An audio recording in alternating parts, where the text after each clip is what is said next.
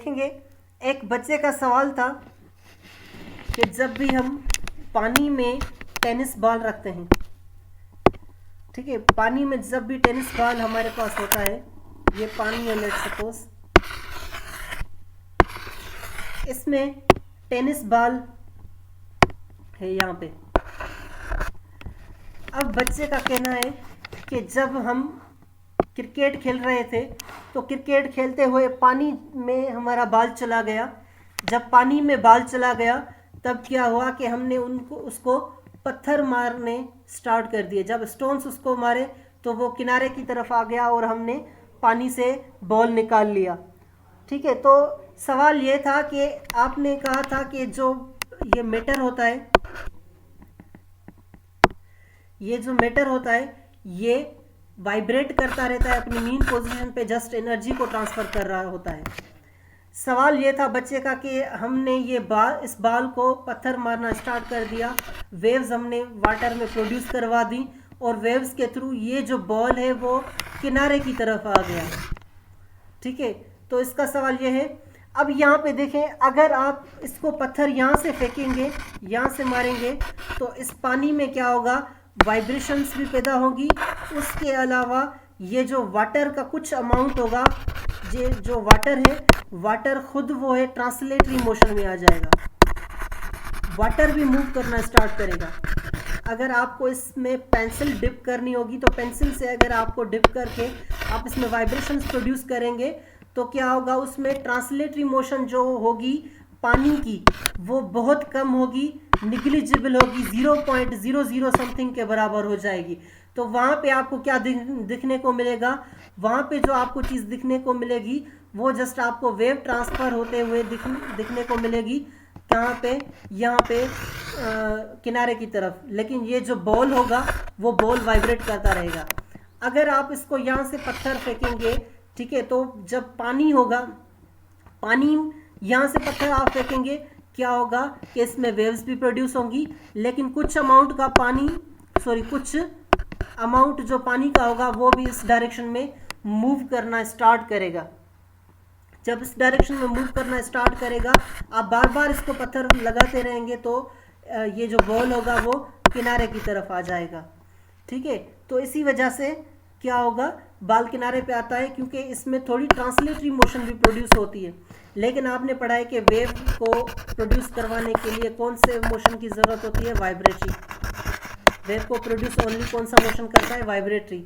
लेकिन इसमें जो ट्रांसलेटरी आता है वो बॉल को यहाँ पे खींचता है, बाकी जो इसमें वाइब्रेटरी मोशन पैदा होता है वो वेव्स को आगे लेके जाता है, एनर्जी को ट्रांसफर कर रहा होता है।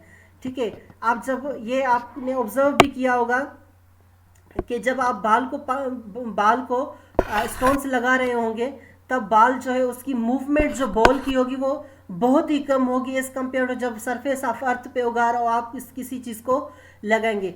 अगर अर्थ पे आपके पास बाल पड़ा हो, इसको आप पत्थर लगा दें तो ये आसानी से आगे मूव कर जाएगा। लेकिन जब पानी पे खड़ा होगा ये बॉल, तब क्या होगा, अब जब आप इसको पत्थर फेंक लगाएंगे तो क्या होगा, इसमें कुछ जो एनर्जी होगी वो वाइब्रेटरी मोशन प्रोड्यूस करने में, पानी में वाइब्रेटरी मोशन प्रोड्यूस करेगी, जिसके थ्रू वहाँ पे वेव ट्रेवल करेगी, सिर्फ एनर्जी लेके जाएगी। तो most of the energy consume हो जाएगी आपकी कहाँ पे, वेव्स बनने में। और वो वेव्स जो है एनर्जी कैरी करती हैं, वो एनर्जी वही होती है जो आप इसको फोर्स के साथ लगा रहे होते हैं। बाकी कुछ अमाउंट में जो एनर्जी होती है, वो जो कुछ फोर्स होता है वो इस बॉल पे लगता है, या कुछ जो फोर्स होता है वो इसमें वाटर पे लगता है और वाटर थोड़ा आगे मूव करता है तो वाटर पे वो वर्क होता है। ठीक है, तो तभी ये जो ऑब्जेक्ट आगे मूव करना स्टार्ट करता है। तो कुछ अमाउंट में आपके पास ट्रांसलेटरी मोशन बिल्कुल होता है इसमें, जिसके थ्रू पानी आगे जाता है और पानी के साथ ये बॉल भी आगे जाता है। ठीक है, होप कि आपको समझ में आ गया होगा कि बॉल की मोशन और पानी की मोशन किस हिसाब से रिलेटेड है। पानी अगर ट्रांसलेटरी मोशन करेगा तो बिल्कुल जो बॉल है वो अभी उसके साथ जाएगा, क्योंकि आपको पता है जब भी चीज़, किसी भी चीज़ पे, यहाँ अगर लेट सपोज यहाँ पे एक कार है या कोई भी चीज़ है, बॉल इस पे पड़ा है, अगर वो ट्रांसलेटरी मोशन करेगी कोई भी ऑब्जेक्ट तो बॉल भी क्या करेगा, आगे मूव करना स्टार्ट करेगा। ठीक है, अगर ये जो है ऑब्जेक्ट यहाँ पे ही खड़ी है और यहाँ पे ही वाइब्रेट कर रही है तो पानी इस पे गिलास सॉरी इस पे बाल पड़ा हुआ है, तो यहाँ पे देखिए अगर यही ऑब्जेक्ट यहाँ पे वाइब्रेट करेगा तो ये बिल्कुल ये भी बाल भी यहाँ पे वाइब्रेट करता रहेगा।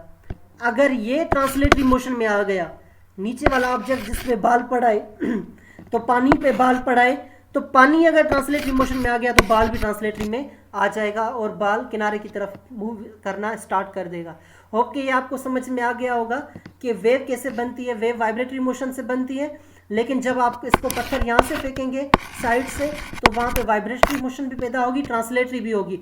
वाइब्रेटरी जो मोशन होगी वो वेव प्रोड्यूस करेगी और वेव जो है वो एनर्जी कैरी करती है, तो मोस्ट ऑफ द एनर्जी आपकी वहाँ पे लग जाती है। बाकी जो रिमेनिंग एनर्जी है ट्रांसलेटरी मोशन प्रोड्यूस करती है, वो वाटर को आगे मूव कराना स्टार्ट करती है और बाल उस ट्रांसलेटरी मोशन के हिसाब से ही आगे जाता है। आपने ये एक्सपेरिमेंटली भी आपने देखा होगा कि जब पानी में बाल होता है तब हम उसको पत्थर लगाते हैं तो उसमें कुछ अमाउंट में ट्रांसलेटरी मोशन आती है, तो बाल आहिस्ते आहिस्ते धीरे धीरे किनारे की तरफ जाता है, ना कि सारी एनर्जी हमारे पास बाल पे लग जाती है।